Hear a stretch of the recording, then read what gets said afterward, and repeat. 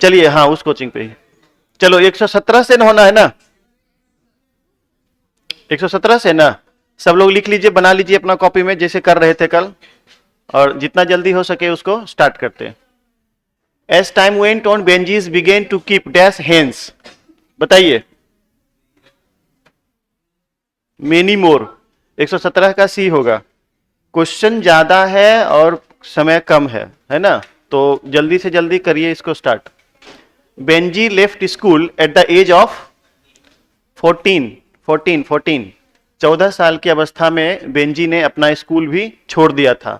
Your answer is B, B, B. 118 का होगा B. 119, Johnson believed that the earth designed and created by God would nourished by God.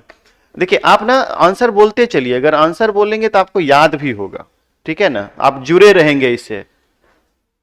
Johnson believe, Johnson ऐसा मानते थे कि the earth designed, यानी कि इस दुनिया का डिजाइन, अर्थ माने धरती, धरती से यहां दुनिया का अर्थ है, यानी संसार का डिजाइन किया गया है और बनाया गया है बाय गॉड, भगवान के द्वारा। वुड नरिश्ड बाय गॉड, कि यानी भगवान ही इसे नरिश करे, यानी कि पाले पोसे। तो ऐसा मानना किनका था? जॉनसन का। तो your answer is B. Next, when Benjy was 21 his father handed him passbook, ठीक है, 120 का A. The name of Johnson son was, the name of Johnson son was Benjy, 121 का डी, डी। कर रहे हैं ना सब लोग ना। Benjy wanted to marry Florence, 122 का सी। बहुत इजी है, हमने आपको क्या बोला, बस 2 दिन बस समझिए गेम खेल रहे हैं, बस इसमें लगे रहिए।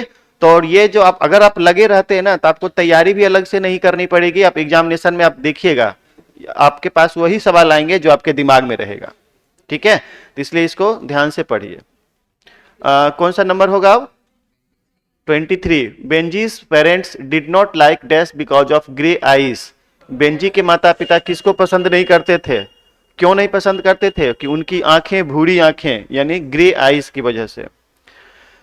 The doctor suggested to let him keep, क्या चीज सलाह दिया था उनको रखने का? हेंस, यानी 124 का बी, है ना। ये साबित करता है कि आप कहानी से कनेक्ट हैं। कहानी नहीं सुने रहते पता चलता है कि मुर्गा के कि कौन सी सलाह दिए थे, गाय रखने का कि मुर्गा रखने का कि घोड़ा रखने का, ये तो पता नहीं चलता अगर आप स्टोरी से नहीं जानते तो इसलिए स्टोरी जानना जरूरी है। The prose piece India through a traveller's eyes is written by, Pearl S Buck, यानी आपका 125 का आंसर हो जाएगा C. 126, Pearl S Buck is an dash writer by birth. देखिए ये आपको यहां पे मिला है। पर्ल एस बक कौन सी थी? अमेरिकन थी, बाय बर्थ अमेरिकन थी, और वो चाइना के किसी डॉक्टर से शादी की थी, चाइना में रहती थी, और उसने इंडिया के बारे में लिखा है ये, ठीक है ना। India through a traveller's eyes is an extracted from, और ये बातें उन्होंने किसमें लिखी है? माई सेवरल वर्ल्ड्स में। आंसर हो जाएगा 127 का C. 128, 128, as per writer the people of Kashmir are often women, मतलब किस तरह से होती हैं? फेयर होती हैं, ऑबर्न हेयर्ड होते हैं, ब्लू आइड होती हैं। इसका आंसर होगा ऑल आर ट्रू, यानी सब कुछ, यानी गोरी होती हैं, ऑबर्न हेयर्ड मतलब होता है घुंघराले बाल उसके होते हैं, और ब्लू आइड उसकी नीली आंखें होती हैं। तो यानी ये काफी सुंदरता खासतौर पे कश्मीर की महिलाओं में मिलती है। इसका आंसर हो जाएगा 128 का D, all are true. 129, the young Indian intellectuals were disappointed with the, हाँ किससे? इंग्लिश, यानी द इंग्लिश, यहाँ पे देखिए द लिखा हुआ है, ठीक। तो द इंग्लिश का मतलब हो गया अंग्रेज लोग, यानी 129 का हो जाएगा A. 130, Anton Chekhov is a dash writer by birth, नहीं, रशियन, रशियन डॉक्टर थे एंटन चेखोव, जो लास्ट में जो लिखा था माय प्रपोजल नहीं था, a marriage proposal, a marriage proposal. 131, Anton Chekhov was a dash by profession, Anton Chekhov क्या थे? डॉक्टर थे। A marriage proposal is a doctor, यानी आपका आंसर हो जाएगा 131 का D. A marriage proposal is a dash, marriage proposal एक short story नहीं, प्ले प्ले प्ले है ना ये, तो 132 का होगा D. A marriage proposal is written by Anton Chekhov, 133 का होगा सी। जोर से बोलो, कनेक्ट रहोगे तभी, मैं बार बार बोल रहा हूं, आप लोग जोर से बोलोगे तभी समझ में आएगा, नहीं तो आप धीरे से बोलो, धीरे धीरे ध्यान हट जाएगा, है ना, फिर बात करने लगोगे, इसलिए इस पे जुड़े रहो। Lomov is dash years old, 35 35। Lomov propose Natalia directly, indirectly, hesitatingly, none of this. इसका आंसर होगा none of this. Actually proposal हुआ ही नहीं था ना, केवल सीन ही रह गया था, नहीं प्रपोजल नहीं, फाइनली नहीं हुआ था, ऊपर पापा ही बता दिए थे ना, तो भंडाफोड़ हो गया था तो इसीलिए नन ऑफ दिस दीजिए, है ना। मैंने वेरीफाई कर लिया है सब आंसर, आप निश्चिंत रहिए, ये सब सोच समझ के दिया है। तो अब बताइए, नतालिया इज ए सन की थी, नहीं नहीं नहीं नहीं, insane, peace loving, your answer is C, 136 का C, peace loving.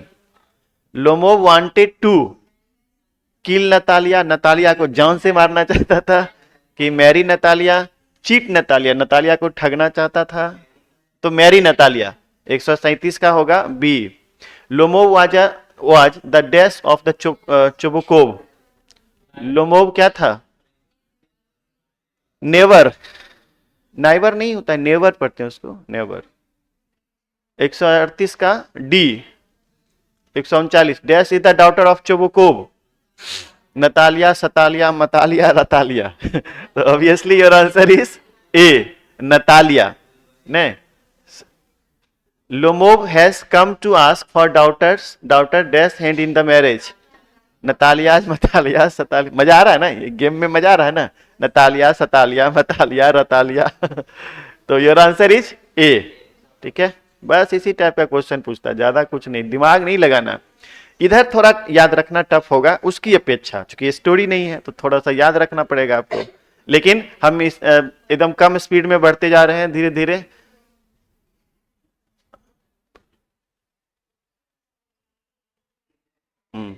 Neeraj Kumar बोल रहे हैं लिटरेचर का पीडीएफ नीचे, लिटरेचर का पीडीएफ आज अपलोड हो जाएगा एप्लीकेशन पे। हाँ 142 John Donne was a dash writer by birth. 41 sweetest love I do not go is written by John Donne, है ना। 141 का होगा C. 142 John Donne was a dash writer by birth, बोलिए। जॉन डोने ब्रिटिश थे, नहीं American थे, American थे by birth, American John Donne American थे। 142 का लिखिए ए, लिखो ना पहले, लिखो ना। John Donne was the pioneer of dash poem, metaphysical. 143 का A. 144 what was the religion of John Donne, हाँ what was the religion of, Roman Catholic थे, यानी 144 का A. During 15th century Europe was anti Catholic, 145 का D होगा, D ये D. John Donne feels that a dash is very hopeless, men is, यहाँ पे थोड़ा ना टाइपिंग एरर है, ये बोला गलत है, यहाँ लिखा हुआ man is very hopeless, man होगा, इक्का दुक्का जगह एक आध शब्द का टाइपिंग एरर होगा। Sweetest love I do not go is, sweetest love I do not go sonnet नहीं है, लिरिक है, लिरिक मतलब गीत है। सोनेट तो सिर्फ एक ही पढ़ना है जो द सोल्जर के नाम से है आपके सिलेबस में। The poet in sweetest love I do not go is dash his beloved, बताइए। The poet in sweetest love I do not go, यानी इसके जो कवि हैं वह अपनी प्रेमिका से क्या है, टायर्ड हो गए, एंग्री हो गए, सैड हो गए, happy. Sad for his beloved, यानी कि अपनी बिलवेड, अपनी प्रेमिका के लिए उदास हैं। मेंस पावर इज वीक, इंसान की शक्तियां कमजोर होती हैं, तो क्या हो जाएगा, 149 का होगा B. 150 whom the poet loves so intensely that he wants to come back soon, obviously beloved, है ना, किससे, द कभी प्यार करते, सो इंटेंसली इरादतन, that he wants to come back soon, जिसके पास वो जल्दी से जल्दी आना चाहते थे, या निश्चित तौर पे अपनी प्रेमिका के पास। तो 150 का होगा C. John Donne thinks that death is certain, death, सब आंसर आपको आ ही रहा है, तो छोड़ दे क्या, फिर ठीक है, बाय बाय। आप ही तो बोले कि छोड़, आ रहा है सब। Dash wants to gladly accept death, अरे इसे भी मुझे बताना ही है।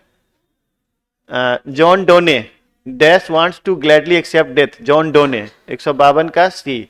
What was John Donne wish, बताइए। विशेष नथिंग, कोई इच्छा नहीं थी, नथिंग, आंसर हो जाएगा 153 का A. 154, they who keep one another alive can never parted be, वो जो एक दूसरे के दिलों में रहते हैं कभी जुदा नहीं होते हैं। आपको ना इस सब सेंटेंस में यहां लिखा रहेगा fill in the blanks with the suitable option, या फिर fill in the blanks according to textual reading of your poem और पोएट्री, इस तरह का कुछ लिखा रहेगा, यानी कि खाली स्थानों को भरे, ये लाइन है वहां का। इस और खास तौर पे पोएट्री में इसी तरह के सेंटेंस पूछे जाते हैं और उस सेंटेंस को आपको पूरा करना होता है, ठीक है ना। तो इसमें पोएट्री में आपको यही ज्यादा मिलेगा। अब ये सेंटेंस देखेंगे आपके बुक में टेक्सचुअल रीडिंग में होगा, तो इसका आंसर क्या हो जाएगा, parted be. Song of myself is written by Walt Whitman, 155 का A. Walt Whitman was a dash writer by birth, हाँ बताइए, ब्रिटिश, इसमें ब्रिटिश होगा, यस। 156 का B. Who among the following writer is known as the people's poet, Walt Whitman, Walt Whitman यानी people's poet कहे जाते थे वाल्ट व्हिटमैन, ये क्या है नाम इनका, डी नंबर ऑप्शन में है। 158, Walt Whitman is one of the most famous poet of, हाँ ब्रिटिश फेज के थे ये वाल्ट व्हिटमैन। चलिए उसके बाद क्या है, who among them the father is the father of free verses poem, बोलिए। Walt Whitman free verse poem के लिए कौन थे, कौन माने जाने जाते थे, तो खास तौर पे वाल्ट व्हिटमैन का नाम ही इसमें अग्रणी है। I now dash years old in perfect health begin, 37। And what I assume you shall assume, ये सब फिल इन द ब्लैंक्स है, सब इसी टाइप का ज्यादा पूछता है, तो इसमें ना ये गलती से भरा हुआ ही है, इसका आंसर हो जाएगा एज्यूम, ये 161 का B. Nature without check with original energy, ये सब है सेंटेंस है वहां का, आपको याद रहेगा तभी कर सकते हैं। ज्यादातर ये पूछा गया है, ये सब क्वेश्चन जो है ना वो कभी ना कभी पूछा गया, किसी सेंटअप के एग्जाम में, किसी बोर्ड के एग्जाम में, किसी मॉडल सेट में, किसी क्वेश्चन बैंक में, किसी गेस्ट पेपर में, इनफैक्ट उन सारे का कलेक्शन करके सॉर्ट आउट किया गया है उसको, और सॉर्ट आउट करके इसमें लिखा गया है ताकि ये पता चले कि ये सारे क्वेश्चन इंपॉर्टेंट है, इसी टाइप के पूछे जाते हैं। Nature without check with original energy होगा, खाली हमने ये छोड़ दिया यहाँ पे कि fill in the blanks with the suitable option या फिर according to your textual reading, ये सब हमने लिखा नहीं है इसमें, क्योंकि एक ही चीज सब में लिखना होता, तो आप अंडरस्टूड है ये। My tongue my every atom of my blood form from this soil this air, तो दिस एयर कौन सा ऑप्शन में है, यानी कि मेरे जिह्वा, every atom of my blood, मेरे शरीर का हर कतरा इसी हवा और इसी मिट्टी से बना है। आपको कुछ दिन पहले मैंने कल परसों बताया भी था इस बारे में, तो 163 का होगा C. 164, the dash of death or whispering neighbours, messenger of death जिसको कहते हैं यमराज, तो मैसेंजर्स होगा, 164 का होगा A. 165, hoping to cease not till death is a line from, बताइए। Obviously song of myself का होगा, सॉन्ग ऑफ माई सेल्फ। एक चीज एक तरह से और भी कर सकते हैं, अभी सीरियली वाइज हम लोग चल रहे हैं, तीदुगो तो अभी आया ही नहीं है, तो ऑब्वियसली इसी यही आंसर होगा नहीं इस विधि से। हालांकि आपको ये याद रखना पड़ेगा, मेरा ये विधि वहां काम नहीं करेगा, तो इसलिए आपको याद रखना पड़ेगा। आपका आंसर होगा सॉन्ग ऑफ माई सेल्फ। 165 का A. I celebrate myself and sing myself is written by, I celebrate myself and sing Walt Whitman, obviously इसी चैप्टर का है ये, तो इसका आंसर हो जाएगा वाल्ट व्हिटमैन। ये सब आपको याद ही रखना पड़ेगा।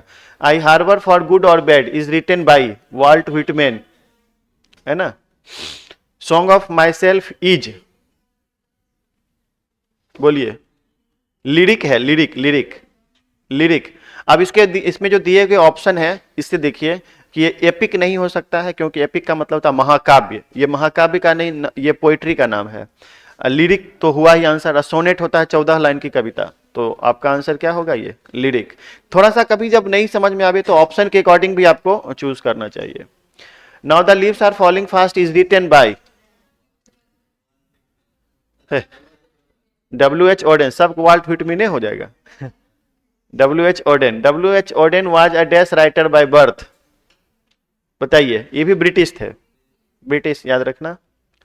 Which of the following is not the literary work of the W.H. Auden? Uncle Vanya, ये सब तीनों लिखे हैं ये। द एज ऑफ एंग्जाइटी इनकी सब प्रमुख थी, the dance of death, the orators, इसका आंसर हो जाएगा अंकल वेनिया। अंकल वेनिया 171 का होगा D, D number option, Uncle Vanya. दिख रहा है ना भाई, पीछे कोई दिक्कत नहीं है ना। Which of the following is won by W.H. Odean? Obviously बताइए, W.H. ओडेन के द्वारा कौन सा पुरस्कार जीता गया? पुलित्जर प्राइज, ये इसका आंसर लिखिए सी, 172 का C. For W.H. Auden poetry was a dash game, serious game, serious game. इस सब आपको ना वहां का लाइन है, सब सेंटेंस है, तो आपको ये याद ही रखना पड़ेगा, उसका कोई ऑप्शन नहीं है। Nurse to the dash are gone, grave, grave, grave मतलब होता है कब्र। Arms raise stiffly to reprove in false attitude of love, हमें तो पढ़ाते पढ़ाते वो लाइन ही याद हो गया है, वो पंक्ति याद ही हो गई है, आपको याद करना पड़ेगा। तो एटीट्यूड हो जाएगा 175 का ए हो जाएगा।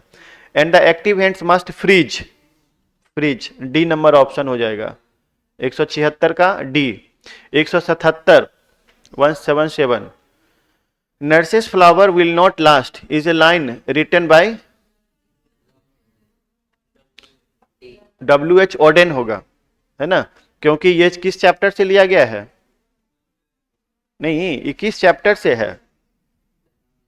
Now the leaves are falling fast, और उसके जो पोएट है उनका नाम है W.H. ओडेन। तो ऑड टू ऑटम, नहीं यार, ऑड टू ऑटम का है नहीं ना, ऑड टू ऑटम का है, और ऑड टू ऑटम के लिए ही है ना W.H. ओडेन ना। Ode to autumn is written by, कि ये तो nurses flower will not last किस में है? Now the leaves are falling fast में, सही बोला, और उसके राइटर ये है ना, सही, पहली बार जो था वही सही था। चलिए आगे बढ़ते हैं अब हम। ये ऑब्वियसली थोड़ा कंफ्यूजन होता है, क्योंकि एक ही टाइप के सब है तो कंफ्यूजन होगा, आपको याद करना पड़ेगा, आपको रटना पड़ेगा। Ode to autumn is written by John Keats, 178 का हो जाएगा डी, जॉन किट्स हो गया। John Keats is well known for dash poetry, John Keats is well known for romantic, romantic के लिए था, है ना, नेचर रोमांस इस सब के संबंध लिखते थे ये, तो आप लिख लीजिए इसका answer is well known for dash poetry, तो romantic poetry. John Keats was deeply interested in, इसमें ऑल आर ट्रू होगा, cricket, boxing, poetry, all are true, ये सब चीज उसमें मिक्स लिखा हुआ है ना। दरअसल उसका जो इंट्रो, क्या चीज, जीमेल, नहीं, अरे ये तो ऐसे ही नाम दे दिया, ऑल आर ट्रू, है ना। The first poem of John Keats was, the first poem of, नहीं, lines in limitation of Spenser, ये होगा 181 का डी होगा, है ना। ये सब और डाटा है उसके इंट्रोडक्शन में दिया हुआ, आपको रटना पड़ेगा, दूसरा कोई उपाय नहीं है। Dash is the season of mist and mellow fruitfulness, autumn, autumn 182 का होगा C, 183 and fill all fruits with ripeness to the, बताइए, कोर, ये सब उसी का पार्ट है, पोइट्री का पार्ट है। और देखिए fill in the blanks from the poetry, poetry से इसे भरे, तो इसका आंसर क्या हो जाएगा 183 का B. Dash sits carelessly on a granary floor, autumn 184 का होगा C. Dash twitter in the sky, बोलिए, स्वैलोज, सब चैप्टर में दिया हुआ है। Walter de la Mare was a dash writer, हाँ बी, ब्रिटिश, ब्रिटिश, ब्रिटिश 186 का A. Walter de la Mare is known for dash children, अब बताइए इसमें, Walter de la Mare is known for dash of children, sensitive concern, sensitive concern, A number दीजिए, समझ में आ रहा है कि नहीं, कि कोई दिक्कत है? कुछ चीजें हैं जो याद करना है, समझना है ही नहीं। Here lies a most beautiful lady, dash was she, light of step and heart, रुक जाइए तो, लाइट ऑफ, हाँ ये C number answer, step and heart, C number 188 का सी, ये वही का सेंटेंस है चैप्टर एपिटा का, एपिटा ही ना, हाँ। I think C was the most beautiful lady, beautiful lady, ये सब वहां सेंटेंस के अकॉर्डिंग भरना है आपको।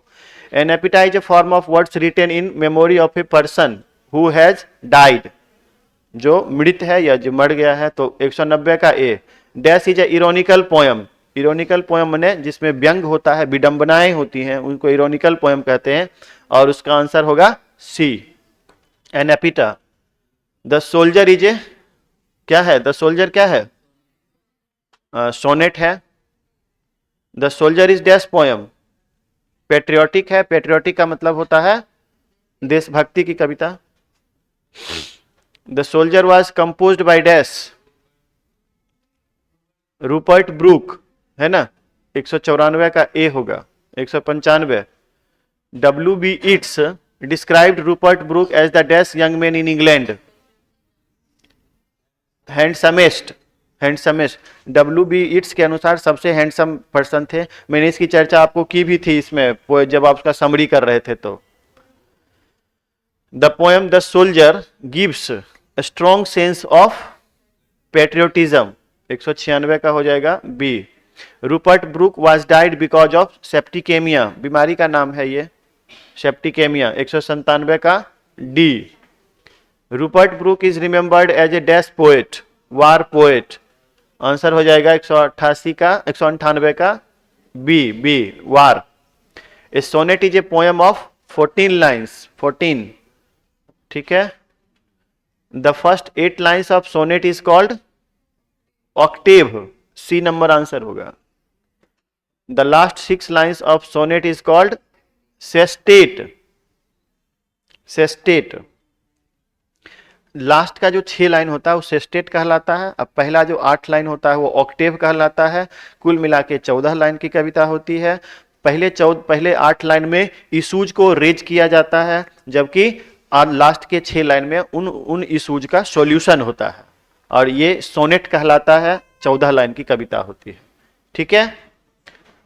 2 लाइन की जो कविता होती है उसको एक्सट्रैक्शन बोलते हैं, 4 लाइन की जो कविता होती है उसको पोयम बोलते हैं, 4 लाइन से ज्यादा की जो कविता होती है उसको पोइट्री कहते हैं, 14 लाइन की जो कविता होती है उसको सोनेट कहते हैं।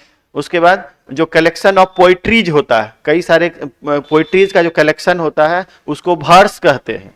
अब बहुत सारे वर्स का कलेक्शन होता है वो क्या कहलाता है? इपिक, इपिक माने महाकाव्य, आया समझ में ना? तो ये क्रम मैंने आपको समझाया था।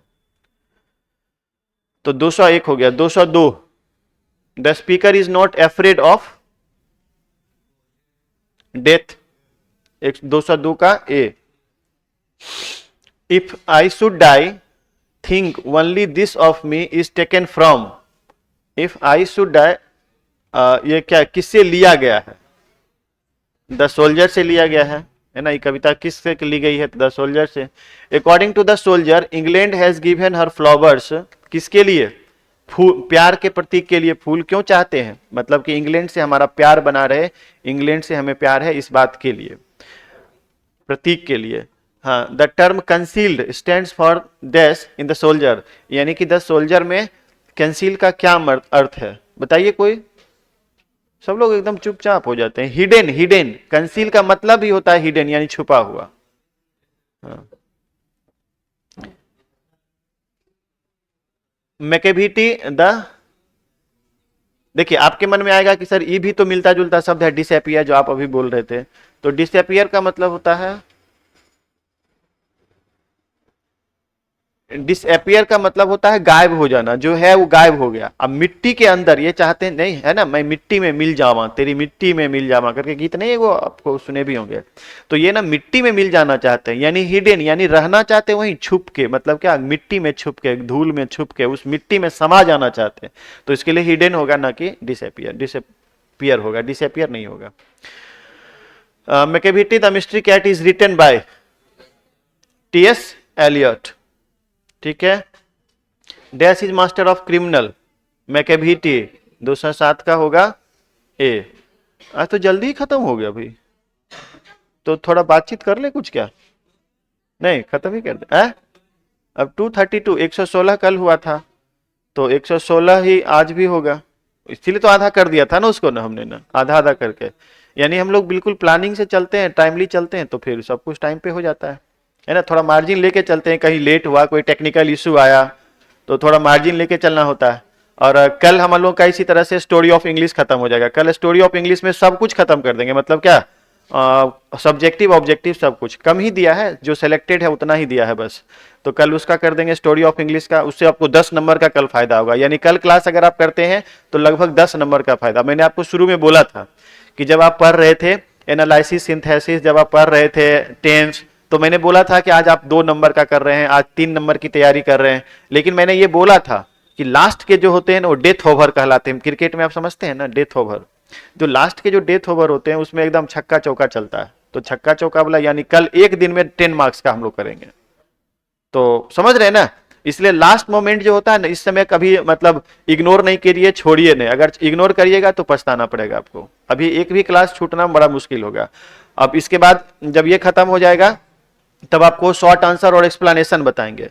इसके बाद आ जाएगा 31 दिसंबर छुट्टी, उसके बाद 1 जनवरी को छुट्टी, 2 जनवरी को छुट्टी, क्योंकि 2 जनवरी है। अब ऐसा तो नहीं कर सकते ना 2 जनवरी को दुर्गा पूजा है, ऐसा तो नहीं कर सकते हैं। 2 जनवरी को 2 जनवरी है, इसलिए अब फिर 3 से शुरू करेंगे। तो 3 से जब शुरू करेंगे तो लेटर कंपोजिशन वाला सब आइटम, मतलब लेटर राइटिंग, प्रेसिस राइटिंग, ये सब है। इतना करने के बाद फिर होगा हिंदी, और उसके बाद हम आपसे बात करेंगे कि टेस्ट में क्या करना चाहिए, कितने लोग इंटरेस्टेड हैं, इसके बाद की चर्चा करेंगे, अभी नहीं। अभी देखो मैंने आपको शुरू में ही बोला था कि मेरा जो प्लान है उसके अनुसार अगर चलोगे तो निश्चित तौर पे अच्छा नंबर मिलेगा। लेकिन अगर आप बीच बीच में कहोगे सर टेस्ट नहीं होगा, जब टेस्ट ले रहेंगे तो कहेंगे सर रिवीजन नहीं होगा, जब रिवीजन ले रहे होंगे सर पोइट्री नहीं होगा, तब गड़बड़ होगा। आप मेरे अनुसार चलो ना, अभी तक आप मेरे अनुसार चले ना। आप बताइए कब उदासीनता में आई, यानी कभी आपको लगा कि ऐसा चीज नहीं हो रहा है, जो एक्सपेक्टेशन करके आए थे, है ना। आप एक्सपेक्टेशन ही अगर आप नहीं करेंगे तो फिर उसका कोई मतलब नहीं है। तो इसीलिए खैर चलिए आगे बढ़ते हैं। अब हम कौन सा नंबर होगा 207। ऑनलाइन में लोग चैट करके बोल रहे हैं कि ऑब्जेक्टिव का पीडीएफ, मैंने अभी तुरंत बोला था कि आपको अपलोड कर देंगे। Dash is a master of criminal, Macavity. According to Eliot, Macavity is the dash of crime, Napoleon.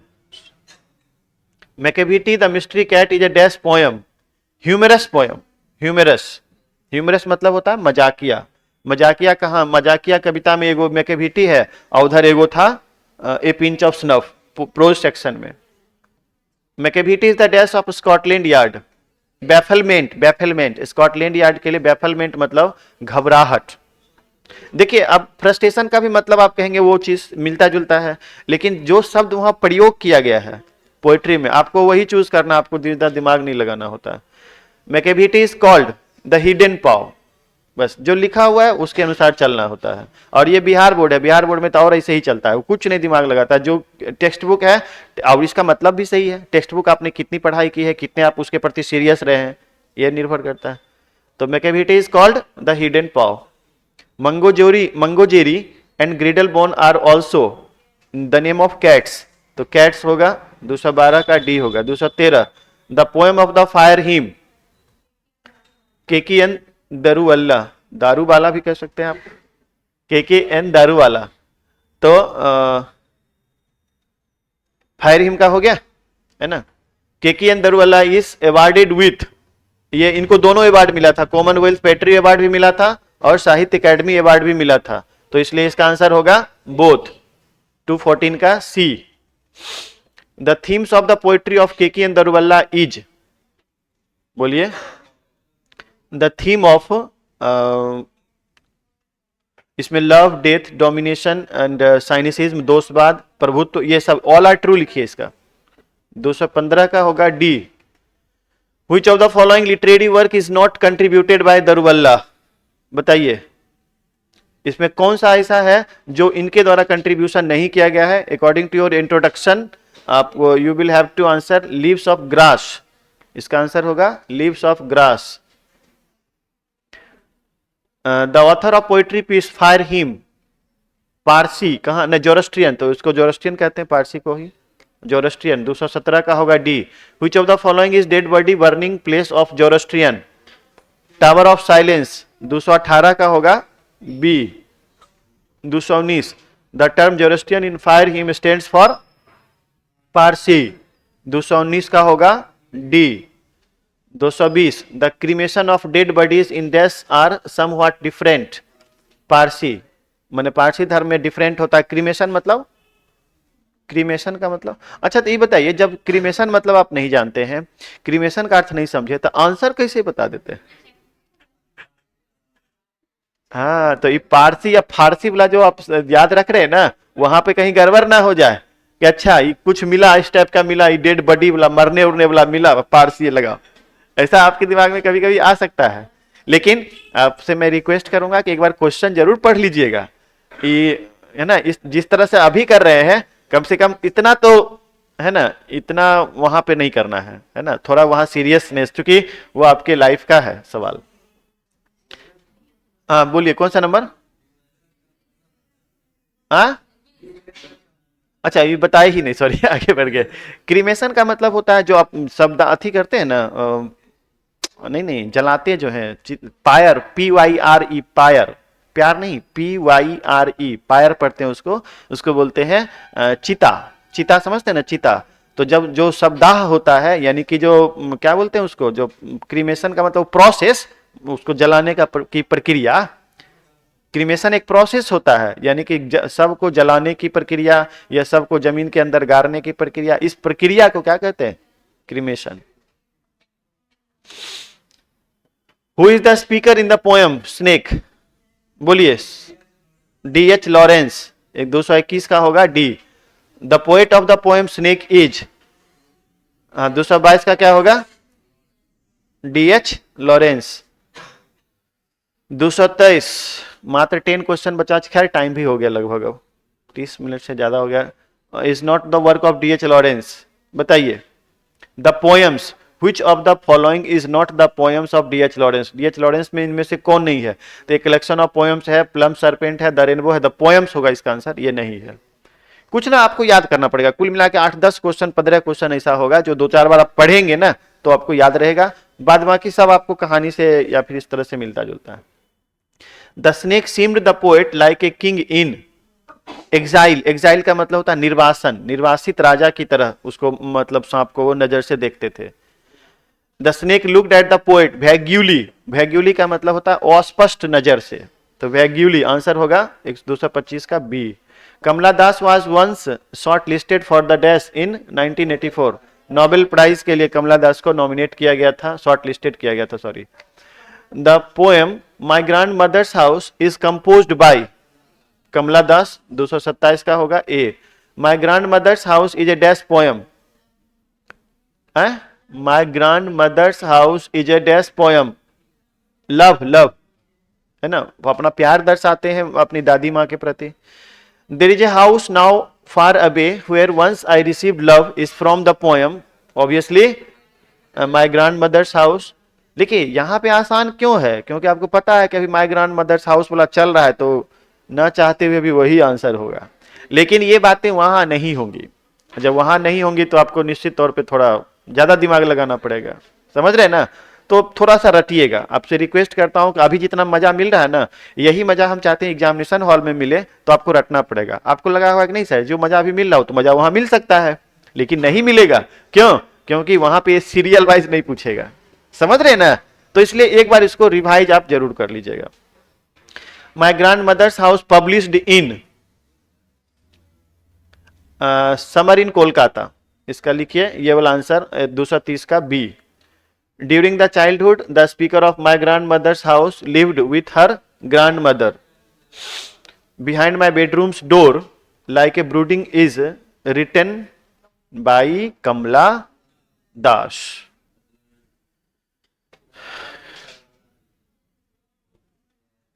सिर्फ ये ऑब्जेक्टिव का बना हुआ था, है ना। और आपको जो गेस क्वेश्चन का जो सेट प्रिंटेड दिया गया है उसमें सब कुछ है, ठीक है ना। तो कल सुनिए ध्यान से, कल मैं स्टोरी ऑफ इंग्लिश को का मटेरियल मैं आपको फिर से इसी तरह प्रिंट करके यहाँ पे लाऊंगा। कल इसके हिंदी को बता दूंगा, और आपसे रिक्वेस्ट है कि आपको जिनको लेना है प्रिंटेड फॉर्मेट में वो जाके ले लें, नहीं तो फिर आपको मैं दे नहीं पाऊंगा, फिर आप दुखी होंगे। और 8 से 11 हम वहां रहते हैं, अब मेरा घर वहां नहीं है ना, पहले मेरा घर था तो आप कभी भी किसी टाइम में आते थे तो मैं दे देता था। अगर आपको इंटरेस्ट है तो, और मैं अगर मुझे लगता है कि अगर ऑब्जेक्टिव जैसे पहले अगर कोई रेगुलर बैच वाले ले चुके होंगे तो उनको लेने की आवश्यकता नहीं है ना। ये आप पे डिपेंड करता है कि आप उसको लेना पसंद करते हैं कि नहीं, लेकिन उसको जल्दी जो करना है कर लीजिए, ठीक है। हाँ आज मिल जाएगा, आप कोचिंग पे आके ले लेना। Thank you.